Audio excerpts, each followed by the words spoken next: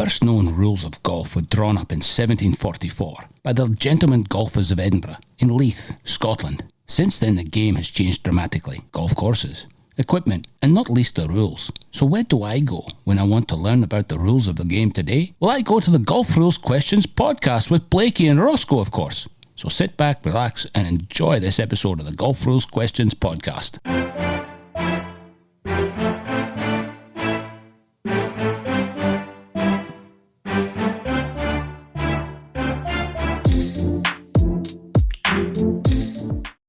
Welcome everyone to episode number 56 of the Golf Rules Questions podcast. I'm Blakey, your host from Golf Rules Questions. And alongside me today is co-host Stuart McPhee. Welcome, Stuart. Thanks, Blakey. Good to be back. Yeah, so it's been, well, for me, it's been a quiet week because I've been in bed this week. It wasn't COVID, it was something else, but it was some type of flu or cold, and I am looking a little bit scratchy today, so forgive me, but I'm trying to cover it up with my recently purchased merchandise. This nice sexy hat I've got here, Golf is an Attitude. So check that out on my on my website, on my Instagram, YouTube, whatever. And then I also managed to finally get around to getting a hoodie, a Golf Rules Questions podcast hoodie. So it's nice and warm as we head into winter in Australia and Melbourne, so definitely needed, and it looks pretty good. So I highly recommend you go out and get yourself one so you can keep warm as well. Although it looks like Stuart's keeping warm with a heater inside. Sorry, my girlfriend's just tried to call me, and I bet you she'll try and call 100,000 times again. So I better put that on silence. How are you, Stuart? How you been? I'm very well. Just funny you're talking about the cold. I played this morning and geez, it was cold and very foggy, and it took at least till we got onto the back nine before the fog even looked like lifting. They tell me it makes a big difference on the ball and how far it travels, and it certainly had an impact this morning. But no, I'm very well. Obviously better than you've been the last week, so all good. Yeah, you're better than me, although your golf may not have been as good as mine recently. Is that right? Probably. But next topic. Yeah, the goal of yours is to be better, a lower handicap than mine by the end of the year, right? I did not know that, but now I do. Yeah, well, that was what the goal of mine was, to be better than Ross by the end of last year, and I achieved that goal pretty easily, to be honest. I didn't really have to do too much. Mr. Flanagan just did it all. Did it? No, he played enough to get his own handicap out rather than me coming down, which was fine in my accord. Right, so me blabbering on, but we need to get through the answer to the Golf Rules Questions OTW54, which we missed last week. That was my fault of missing that one. Can you remind us of what the question was, Stuart?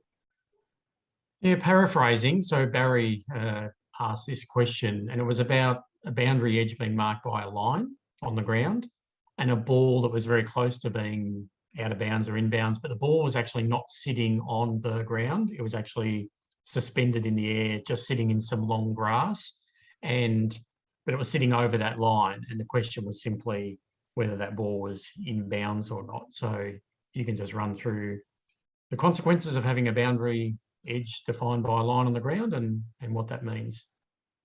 Yeah, so if you have a line on the ground to define the boundary, then the line itself is actually out of bounds, and the inside edge of that line with the course is essentially the line that defines whether your ball is in or out, and your ball actually has to have at least part of it on touching the course.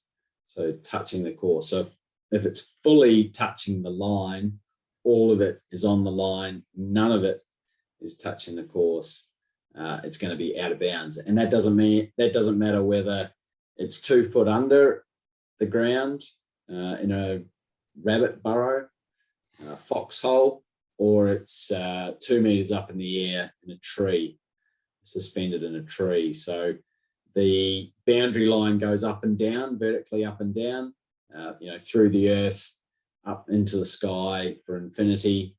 And essentially the ball has to touch a part of the course on the course side of, or the inside of that line. So I believe the answer was that ball is fully out. Is that correct? I think it was in that particular, because I think that question that Barry asked was actually about a particular incident that occurred at an event, which is why it's so fresh in his mind to ask. Right. And did the referee at the time get it right? Do you know? You don't know. Okay. It wasn't me, so just make that clear. Well, it wasn't me either. No. And I don't think it was Barry. I think that's why he was laughing about it. Yes. Right. But boundaries are interesting. The course has the boundary that you need to play within. And if you go outside that, you're going to incur a penalty. So we need to know exactly what the boundary is on every part of the course. And a line makes it easiest to work out what the boundary is. But in a lot of places, there are fences, there's brick walls. And like a fence, it's the inside of the stakes, whether that fence has a chain metal fence, a wire netting fence. It's the inside of the stakes, because a lot of people get confused thinking that, where's the netting? The netting's on the inside. Okay, my ball is inside that netting, that's fine. Or the netting's on the outside, well, my ball is still on the course side of that netting, my ball is in bounds. And that's not correct. It's to do with the stakes. And similarly, with a rock wall, the rock wall in most cases is actually in bounds, and it's actually the outside of the wall that is out of bounds. So the ball could be sitting on the wall and be in bounds. But that's up to the committee to make sure that they clarify that. Yeah, be very clear, especially if you do have rock walls or chain metal fences. Now, and I've already mentioned this one on the podcast before. It was quite funny, but about 10 or 12 years ago, there was an event at a course, and the ball got hit right on this hole, and because of the wind, the chain metal fence had actually blown out, billowed out like an umbrella. Bit of a weird analogy, but billowed out, and the ball was in this chain metal fence and actually outside the stakes, but obviously on the course side of this metal fence. And the player didn't agree with the walking referee. So they called in another referee. The player didn't agree with that referee, so they called in another referee, and that referee said, "You've wasted everyone's time, get on with it." And then she had to go back to the tee, and someone in that meantime had stolen one of the tee markers. So they had to estimate where the tee markers were placed. And continue, but and that's an important, just a side note, that's why they put dots beside the tee markers, so that they know where they actually place the tee markers. But there you go, there's a side note for you. I'll give you a little side note. Just my very first, which we've spoken about previously, my very first professional tournament. I was there the last round, and there was a good chance there was going to be a playoff. And over the radio, and I'm sitting on the 18th fairway, over the radio, a man you know very, very well, ALJ, comes over the radio and says, "Stuart, can you, if he makes his putt, if there's going to be a playoff, can you duck straight back to the 18th teeing area and make sure the tee markers are still there?" And if they're not, go back to the 17th and grab those and bring them forward, which never even occurred to me. And I thought, this guy's done this before. It was just such a smart move. So he's talking about team markers being souvenired. Yeah, it's I'm not sure how common it is, but it's certainly something that you think about. When you do have a playoff, things that you think about are, how do we get the players back to the tee that they're going to be playing? Is the course still set up? Because you know that on a Sunday, the greenkeepers are going round behind, picking everything up, moving it, probably got a members day the next day, or, sometimes they don't. Sometimes the members are just playing the course as it is, so they'll just leave it as is. It depends if it's a public or a private course. But yeah, making sure the bunkers are being raked, the signs are still... That's the other thing you mentioned, rake all the bunkers if they're not. In Fiji, I can't remember if they ever had a playoff, but the greenkeepers would pick stuff up, because otherwise they would just get pinched by the local villagers. And I know someone who went to one of their houses, the chief's house, one year, just to talk to him about getting volunteers out for spotting balls and stuff like this. And pretty much his house was made up of signs from the previous year's sponsors. You don't, a core flute is pretty much all you need in Fiji, when it's like the lowest it gets down to is probably 22. It's a very good story. We've got a lot to cover today, Blakey. I think we need to probably... Yeah. Well, actually... We could keep doing stories all day, but... Yeah, we could.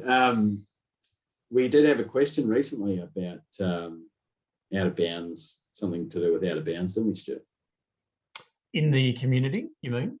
Yes. I was going to get to that. We can talk about that now. I was going to talk about that today. Yeah, we might as well crack on with it since we're talking about out of bounds. Sure. It was just simply, so the latest community question, all we put down was, down the second hole down the left-hand side at Wombat Hills. That's a beautiful golf course, Wombat Hills. Down the left-hand side of the second hole, there are, small white stakes with black tops marking out of bounds. And we simply asked, what's the correct statement to describe those stakes? And what I found interesting was almost 3 in 10 people believe that if they interfered with your next stroke, you could move them out of the way. And I just found that quite interesting, that as a boundary object, people thought, well, that little stake there, which will take no effort for me to just move it out of the way, it's in my way, I'm in bounds, but it's in my way, I'll just move it, play my next stroke, and either put it back or leave it lying on the ground or whatever. But thinking that they could move that and there'd be no penalty for that. I just found that interesting that 30% of people believe that. Yeah. And how many people voted at that stage? Oh, a lot, hundreds and hundreds and hundreds. I mean, we're approaching 1,000 votes, so. Let's say 900, 30% of 900 is 90. No, it's not. 30% of 900 is 270. So 270 people believe that they can move a boundary object. Scary. That is scary. So it's a fair sampling too. It's not 5 votes. It's a fair sample. And a lot of golfers think, oh, it's in my way, I'll just move it out of the way. That is scary. Anyway, we'll keep going on with education and see if we can help them out one day. Cool. Well, let's talk about a recent post you've made on your YouTube channel, and that was Scotty Scheffler at the Masters this year. And I think the image is actually sitting behind you as your background today, that one there. So he's in the 3rd round, 18th hole, pulls his tee shot way left, and they eventually find it, and he decides to take unplayable ball relief. And there was a referee on hand, and he gave him his 3 options, no doubt. He decided to take lateral relief, so using his 2 club lengths, and come out. And I had 2 questions I want to run by you with this situation. The first one was his 2 club lengths came out to an area which was just completely covered in pine needles. So I wanted to ask you about the loose impediments, and we'll get to the second point next. But I just wanted your thoughts about, because he specifically asked the referee, oh, can I move any of these out of the way? So there was a conversation there about, and the referee was very clear about, don't make massive sweeping moves. You need to be very, very careful. Can you just perhaps make a comment about what the referee would have been talking about there regarding how aggressive you can be with moving loose impediments when you're about to drop? Yeah, so obviously you can move the loose impediments and the pine needles, or what they call pine straw, are loose impediments. And we have seen previous players doing it, and you are allowed to do it, but you've got to do it in a way that you're not also unreasonably moving sand and loose soil. And so the referee was just making sure that that wasn't going to happen. So he was happy for Scotty to do it, and it sort of ended up going from, instead of doing this big sweeping, Scotty sort of got a bit worried and started just picking them, which he could probably do a little bit more than that. But it was just an interesting interaction. There was a bit of confusion.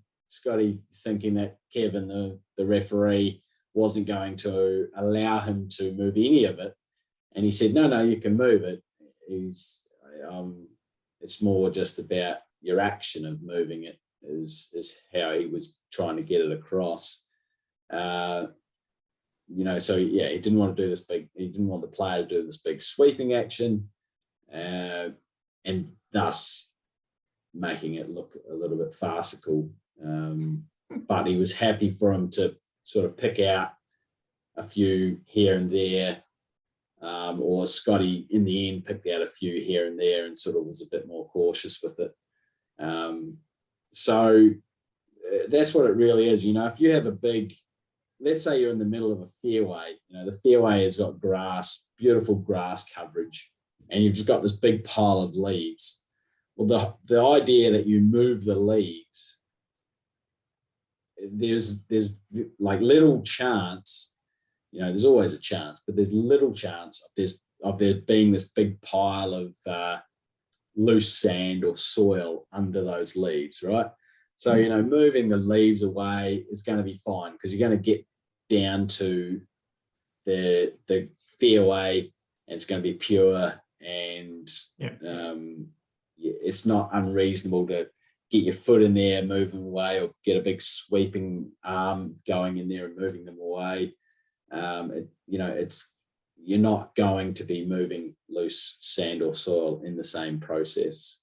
Or there's, as I said, little chance of you moving loose sand and soil. Whereas if you're under trees where there's pine needles, but there's also could be loose sand and soil in that sort of the way that they've designed their rough, then there is that chance. So Kevin was just trying to make sure that Scotty didn't do anything silly or anything untoward.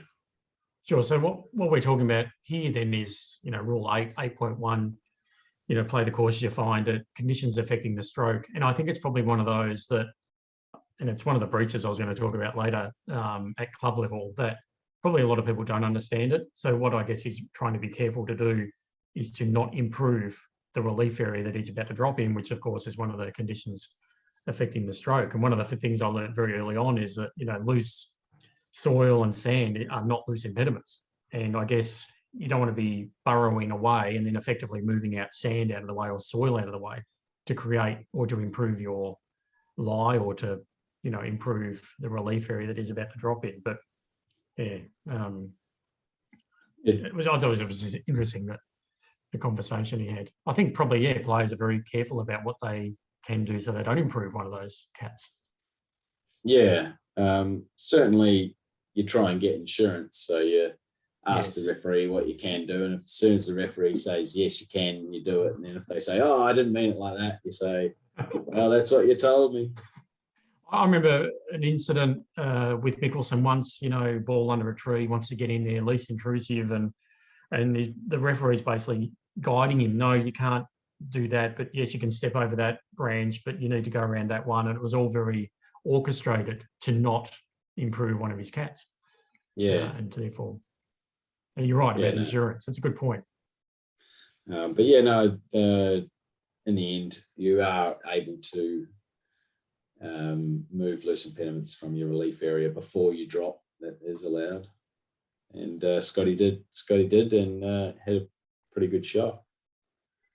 The second part of that situation, which probably attracted a little bit more interest, was him with a tee in his hand before he dropped, actually placing the tee into the pine needles to try to almost probe and test. And we know there's other parts of the course where you can't test the surface, a bunker being one, you can't test the surface of a green, but here he is effectively trying to test what's underneath there to see if there's any hidden dangers. Do you want to talk about that and his ability to actually do that? Yeah, so he did ask the referee if he could test to see if there were any tree roots. I mean, tree roots are one of the banes of a professional's career, obviously. You know, what I say to that is don't take a divot, just knife the ball every chance you get. That's how I play golf. But you know, they're obviously a lot better than me and are able to do things to the golf ball that I can't do.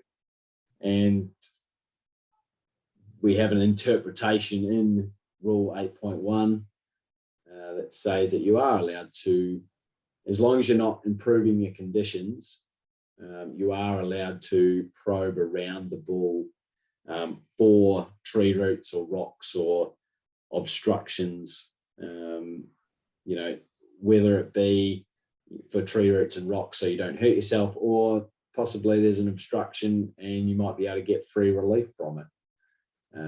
If you don't know how far a road goes, or you don't know how far a sprinkler head goes, or how far a drain goes, or something like that. So yeah, around your ball you are able to probe with a tee to see you know, where the object or this hard object might start or end.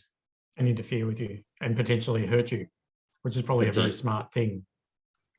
Yeah, but as I said, just knife the ball. Any more on the Scheffler?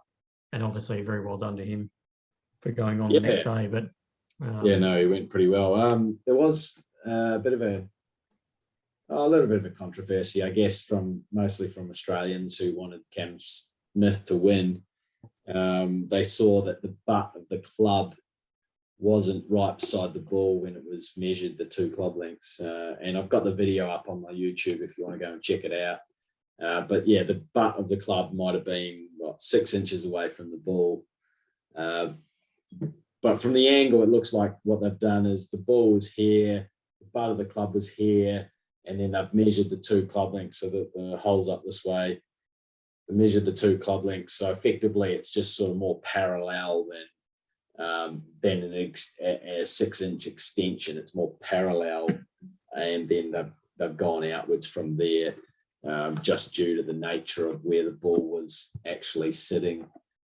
So it didn't look, and you know, Kevin Feeney, the referee, was right on hand to look at that and make sure it was all above board. So it didn't look like there was anything untoward there at all. Wouldn't you say, though, if he marked that out and maybe was a bit generous with the second club length and put his tee in the ground, but then dropped like only a little bit more than 1 club length away from where his original ball came to rest, it's still within the relief area. There's no question of being maybe 3 inches out. I mean, it's still come to rest in the correct spot, hasn't it? Yeah, well, Stuart, it's just not a good look. Sorry, it's just not a good look, maybe. Stuart, you could mark 4 club lengths out if you really wanted to. Yes, yeah. And if you still drop within 1 club length, you've done and played it from there as long as it's no nearer the hole. And you've got, you know, everything's done right. The only thing that was weird was you marked out 4 club lengths. Then you've still done everything right and there's no penalty. As we both know, you don't even have to mark it out at all. No. You can just go, oh yeah, it looks about 2 club lengths here, and bang, you start and you drop. The reason they were marking was they were definitely trying to get to the most extreme edge, or the edge away from the bushes, away from the trees and stuff.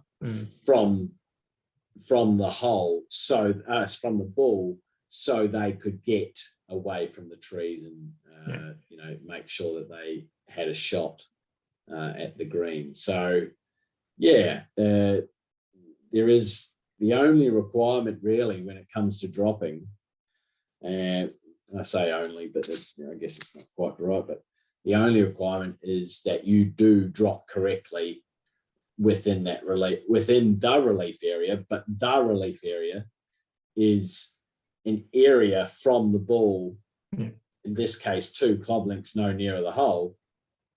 It's not necessarily the area that you've measured out. Where the tee is. Yeah. Does that make sense? Absolutely.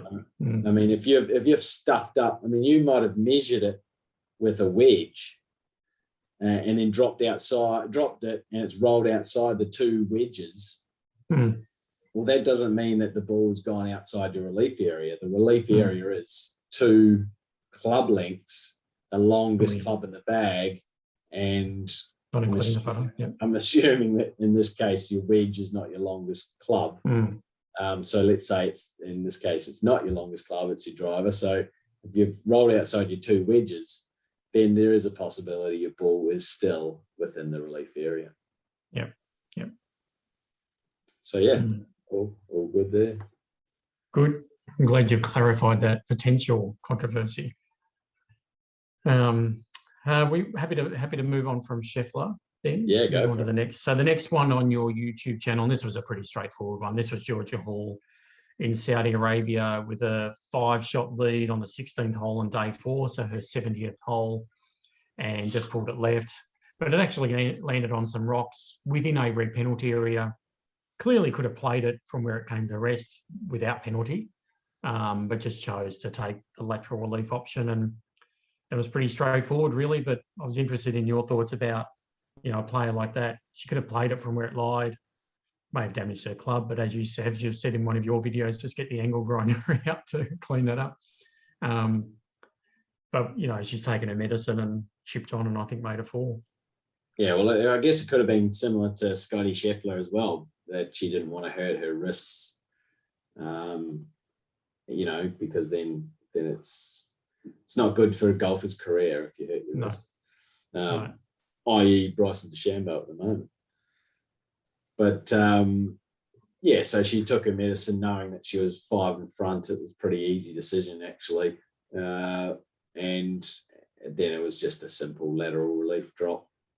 Now, she was so close to the green, almost had the opportunity to drop on the green, but wasn't quite close enough. In the case where, this is another sort of confusion that people get. With an abnormal course condition like a path, you must take full interference relief. So you're not allowed to stand on the path after you drop it. You're not allowed to swing and hit the path after you've taken a drop. Whereas within the red penalty area, the only requirement in terms of interference is that your ball is not still within the red penalty area after you've taken a drop. It has nothing to do with stance or whether you swing and take a divot that is partly in the red penalty area, or you hit a tree that's still within the red penalty area, or anything like that. It's really just the ball. So if you drop your ball and you're still standing in the red penalty area, as long as the ball, again, has stayed within the relief area, then that ball is in play. Did you want to talk about if that relief area, her 2 club lengths lateral relief, did extend onto the putting green? Did you want to talk about one of the unique parts of that relief option? We'll save that one because I've got Colin Morikawa video. It's a little bit hard to see, but I've got a Colin Morikawa video that I want to put together that has that exact same. Actually, Phil Mickelson did it. Yeah, correct. PGA last year. Phil Mickelson did it at the PGA last year. Correct. So that video is on my YouTube that we can go and check out. But the funny thing about that is they slightly changed it, which no one needs to know about. They did slightly change it from 2018. But if you drop it on the green, it has to stay on the green to be in play. So if it rolls off, you have to do it again. Or if you drop it not on the green, and it rolls onto the green. It rolls onto the green. Then it doesn't count. You have to do it again. Like you have to do it again. So to sustain the area. The area of the course that it first hits the ground. The area of the course within the relief area that it first hits the ground, and that in that specific area. So putting green, general area, yep. bunker. So yeah. And as I said, one of the very few times you actually drop onto the putting green and not place a ball. Yeah, it's one of my. There's about six times that happens. That can happen. Well, there's another list I need to get together. Yeah. Actually, I've forgotten most of them, but I'm sure next week we'll put that list together of how many. And the other list we should put together is all the times where you actually place a ball in the general area on the ground. There's a few of those too, and not drop. Yep. Anyway. So the Georgia Hall one was pretty straightforward, just a standard lateral relief option from a red penalty area. I also wanted to talk about, you mentioned PGA last year with Phil, and of course, as we speak, the PGA is on this year. And I noticed watching round one coverage, sure enough, whoever it was about to hit their approach up to the green, goes into their bag, pulls out a rangefinder, gets the laser to the eye, and sure enough, pings the flag stick. So I was interested in your thoughts about distance measuring devices. There's obviously a rule covering them, 4.3 in the equipment area. There's obviously a rule. And what your thoughts are on distance measuring devices in general, professional level, club level, because obviously the rules allow that. So I mean, they're fine. I mean, if they speed up play, I like them. If they don't speed up play, I don't like them.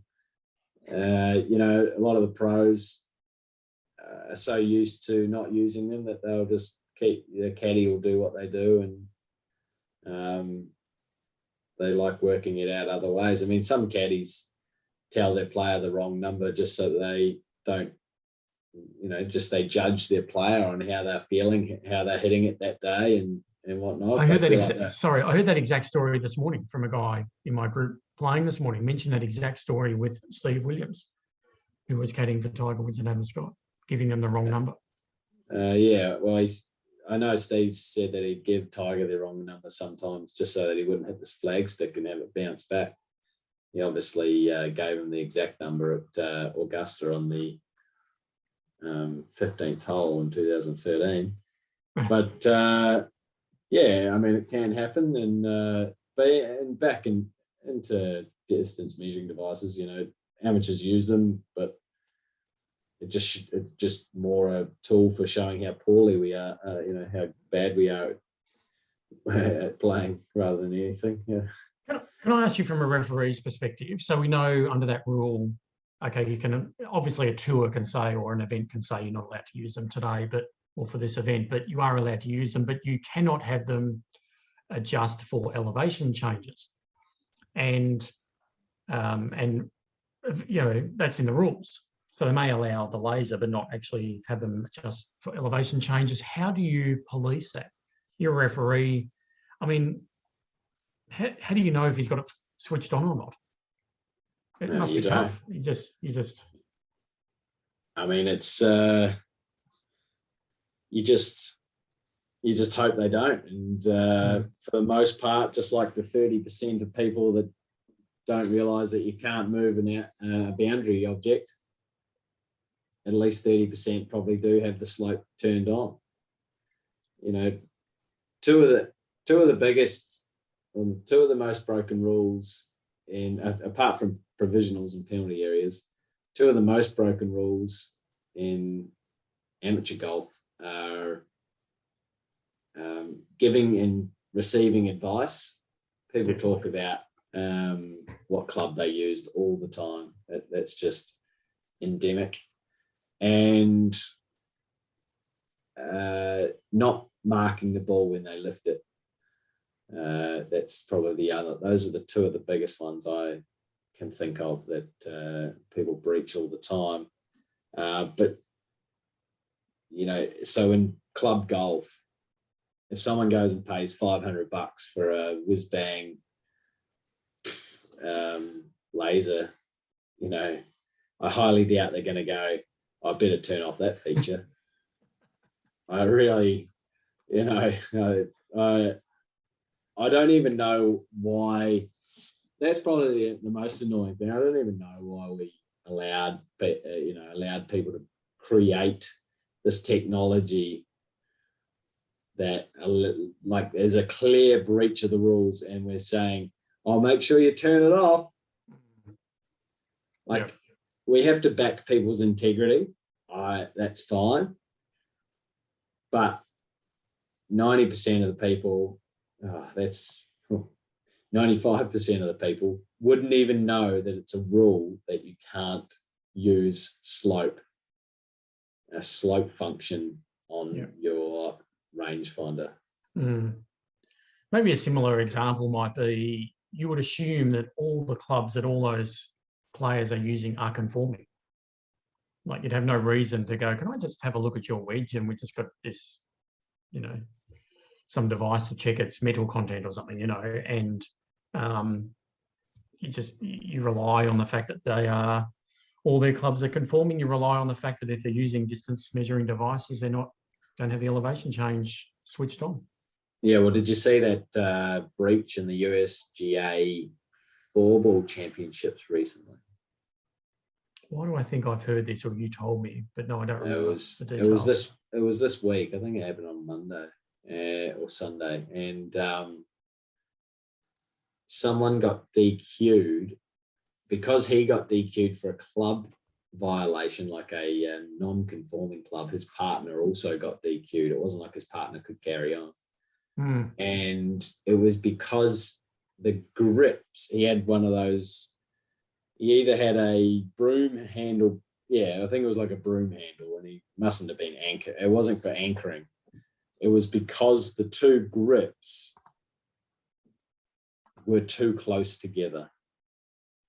There wasn't a big enough gap on the two grips. Wow.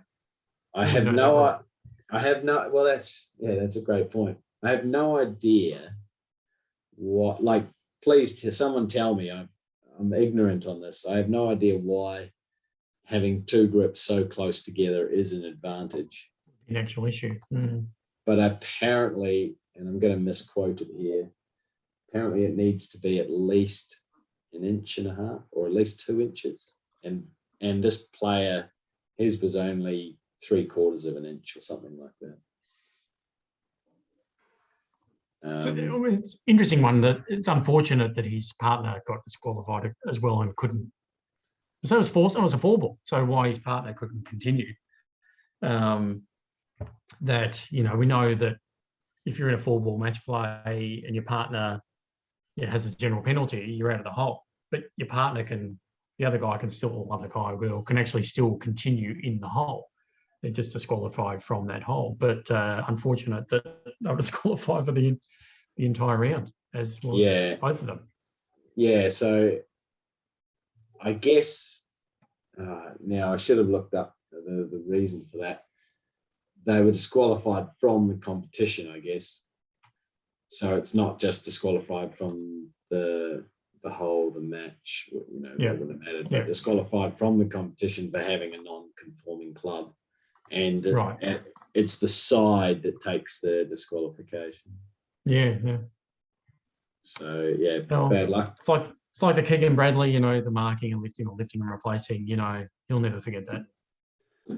I'm sure this person with their putter will now know the rule.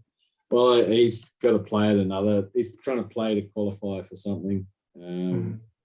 So he said he's going to go and get it fixed this week. So good on him. I was going to talk to you about, there's another video on your YouTube channel. Perhaps we can leave it for next time. That event you found where it was in the playoff. It was a stroke play event, first hole of the playoff. Perhaps we can talk about that next time, because there's been quite a lot of discussion on the YouTube video, a lot of conversation there. So if you haven't, not you, but if the audience haven't seen that video, for them to go and actually watch it in its entirety, have a listen to the commentary going on behind the scenes and amongst the group, and try to understand what's happening from a rules perspective, and then read the comments below. And perhaps we'll talk about that in our next chat, because I actually found that quite interesting. Yeah, that was great. That was great. I was going to also bring up with you, and perhaps this is a podcast on its own, and talking about at club level and how strict we are with the rules, because I played last Saturday and all three of the other people that I played with all breached a rule, and as clear as day to me. And sometimes the conversation, of course, is, at club level, what do we do about that, and how strict are we? And a lot of people who go out and play golf are there to enjoy themselves, and the old sheep stations routine comes back. But I'll tell you what the three breaches were, and then perhaps we can dedicate it, as I said, an entire episode to club level examples of rule breaches, what clubs do about it, what they don't do about it. Are you happy for me to share very quickly what those three situations were? Yeah, of course. Perhaps you can comment quickly. So the first one was just on the very first green. The guy he's about to putt, and the guy turns to all three of us and goes, "So what do we think, guys? Are the greens going to be fast or slow today?" So I'd be interested in your thoughts about that. That same player also at another stage, another hole, asked about what club did you just hit. The second example was, vividly see this image in my mind. His ball's just off a path in the rough, heaps of bark and twigs and that around, and he moves a really, really big piece of bark out of the way, and of course his ball follows and moves a good 50 centimetres, and his ball's in the general area. Moves a good 50 centimetres, and he very quickly just picks it up and just puts it back. And of course doesn't say a word to anything, doesn't add what he should have added to his score for that hole. And the third one was on the very first hole, talking about conditions affecting the stroke. So he's under a tree, and he just backs up, moves literally half the tree out of the way. If he was a truck, there'd be beeping, beep, beep, beep, as he reverse into this tree to move these branches out of the way, and sure enough, whack, hits his ball. He did it another time as well. And so they're the three breaches. It's just so common. I guess you, who have been doing this a lot longer than I have and know the rules as well as you do, if you play with people, not as if you are openly, actively looking for breaches, but when you see something happen, it is just so obvious to you. It's just not obvious to others. Anyway, perhaps we can talk about club level and how many rules breaches there really are at club level. Since I've been working in club level, it's scary. It's, we talk sort of about, there's a difference between pros and amateurs in terms of the rules of golf, but it really doesn't even matter. There's professionals who have officials to look after them. But then again, what we were going to talk about, that video that I put up on my YouTube, they were pros and they didn't have an official, and they just did like amateurs, So it's like, if you have officials, you play by the rules. If you don't have officials, you pretty much won't play by the rules, because no one knows the rules. If someone's going around and saying, "So what do you reckon? Do we think the greens will be fast or slow?" I mean, that's if it's during the round, it's a clear breach of the advice. He's asking for advice. If he's just being jovial, you'd know that better, so he might get away with it that way. Yeah. But it didn't. I don't know. You'd know him. So if it wasn't jovial, it's clear. It was breach. the former. Yeah, 10.2. It was the former. And then, it was a pretty clear. What do we reckon, guys? And then what was his other question? What club are you going to hit here? Oh yeah, but that's probably the most common example, isn't it? Yeah, it is. As I said, that's the most broken rule. So what do? You just say, hey. I mean, I've softened my stance now, just realizing what club golf is really like. I like playing by the rules. I like telling people what the rules are. so in terms of my own personal stance on the rules, that hasn't changed. But in terms of how I see other people playing the game, they just don't seem to want to learn, and they just think, I don't know. I mean, the guy that's backed into the bush like he's a lorry truck. You know, what are you going to do? You're going to come along and say, well, actually, mate, you're only supposed to sort of just wriggle in there a little bit, least intrusive. You know, as soon as you turn your back, as soon as he plays with someone a week later, he'll be laughing at you, going, that moron tried to tell me I couldn't do this. I've been doing this for my whole life. That's why I think it's worthy of a whole episode. We can talk about club level and how you deal with those situations. Well, I think it's definitely worth an episode, but I think it's more than one episode. I think it's something we should have every week. What did you see in Clubland this week? I'll give you an example this morning.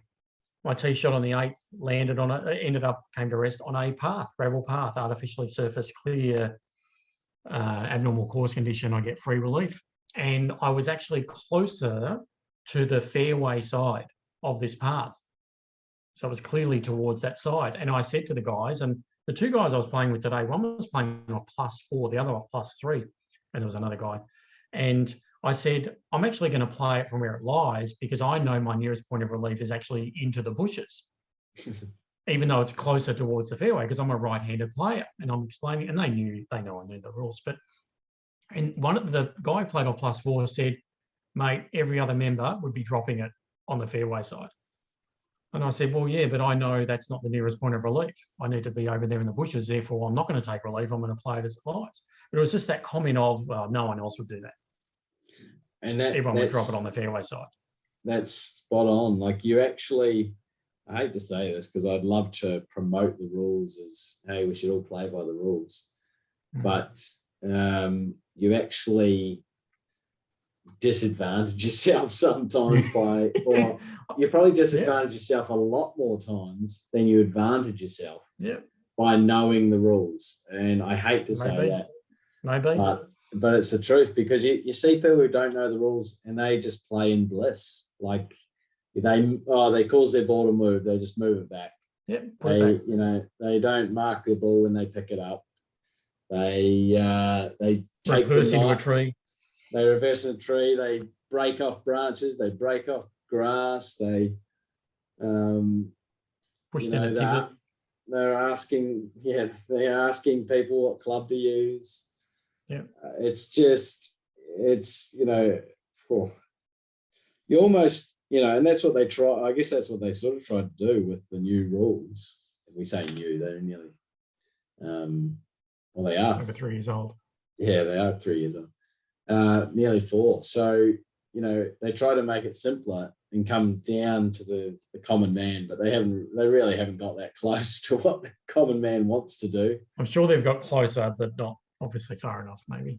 But yeah, the nicest point of relief. I would never take a drop in the nicest point of relief, unless it happened to be the nearest point of relief as well. But I see it all the time. I just go, wow, how did that person think that was? I've heard people say that one of the players' options is nearest point out of a red penalty area, so nearest point where the ball is at rest, or line of flight. So you can drop your ball on the line of flight. I'm not sure whoever was telling or teaching that rule, but yeah. So I hate to say it, but I think you might disadvantage yourself if you know the rules a lot. But that's not going to stop my crusade on educating people on what the rules of golf are. Pleased to hear that. I think the nearest point of relief from a red penalty area is very common. It's crossed 100 metres back, but we're actually going to go and search for it, see if we can find it, see if we know for sure that it's where it is. I might be able to play it, for example. Oh, there it is, 3 metres in the water. Oh, I think it just crossed here, mate. Where it didn't, it crossed. I think that's probably a very common one as well. Or they only go halfway back. Well, it's common on the tour as well. Yeah. Anyway, maybe you should get all your fans to maybe chip in with a few things that they've seen at club level and some good examples to talk about, because I'm sure we'll hear some classic stories. I'm sure. Yeah, about absolutely. some things that go on at club level. Yeah. So moving on. I don't think anyone had a guess at your background bingo last week, which was a bit of a shame, Stuart, since I thought it was one of the easiest ones that we've had up there. What was it, sir? It was Indians and Wells Golf Resort in California. I actually have a pencil from there, which you're not going to be able to see, of course. I was there just last month. Your camera, yeah. My camera keeps freezing. Your camera's really bright. But yeah, you were at Indian Wells in near Palm Springs, isn't it? Yeah, in Indian Wells, but yeah, it's right next to Palm Springs, Palm Desert, that sort of area along the I-10 out from Los Angeles. Did you end up playing golf mecca? Playing holes? No, I'm with the family, so I can only just visit pro shops and pick up pencils. You got to start and a ball marker. You got to introduce your family to golf, Stuart. Funny you should say that. My wife just mentioned that to me last week. She goes, "Oh, maybe I should take up golf." I said, "Finally, that's great. That'd be great. Then we can combine the travel and the golf at the same time. And if she plays off 40, she plays off 40. That's what the beauty of golf." Barry was telling me that his wife just took up golf, now plays it twice a week. Fantastic. So it can be done. It's just wonderful benefits. It's the exercise. It's the social interaction. You can play it for as long as you can keep walking around a course. I think it's just a wonderful game. And once you get into the game, you can learn the rules of golf, or do like everyone else, not learn them and just cheat. Ignorance is bliss. So I've got another photo up for this week as well. You know what this is because I sent you a photo at the time. Yes, I've never played there, but I do know which one that is. It's a bit closer to home this year, this week. Yes, absolutely stunning course, stunning. And I'm not sure many will get where ours was, but we gave a hint earlier in the podcast. My apologies. Sorry about that. No, if you didn't know where this one was, you haven't been alive in the last. You've only been born yesterday, sort of thing. Now, moving on to the golf rules question, OTW 56. There was no 55, so 56, Stuart, is. This is you and I. So we're on a par 3 and we land just short. Are we playing at Wombat Hills? We are. It's a stunning course. It's a bit underrated too, unfortunately, Wombat Hills. We are playing at Wombat Hills. And we're on a par 3 and you and I are playing a stroke play event. And we both end up just short of the putting green. And as we approach our balls, they're right next to each other. Yours is a little bit further from the hole, so you're going to be playing first. And I notice there's a large chunk of mud on my ball, right exactly where my club head would hit to make a stroke at that ball. And I'm going, oh, yeah, that's no good. There's mud on the ball. You then ask, Stuart, your ball's on my line of play. Would you mind marking that for me, please? So I'm going, fantastic. I'm going to be able to clean this mud off. So I put my ball marker down off the putting green. I lift my ball and I go, great, I'll be able to clean this. And you go, no, Stuart, you actually can't clean that mud off your ball. So don't do it. I say, okay, I won't clean it off. You play. I then replace my ball back right next to the marker. But in doing so, the mud is now facing the hole. The ball is now not orientated the way it was when I picked it up. And I'm just wondering if there's any penalty for me for doing what I just did. Interesting. Is there a penalty for Stuart placing his ball with the mud pointed in a different direction? Get your answers in.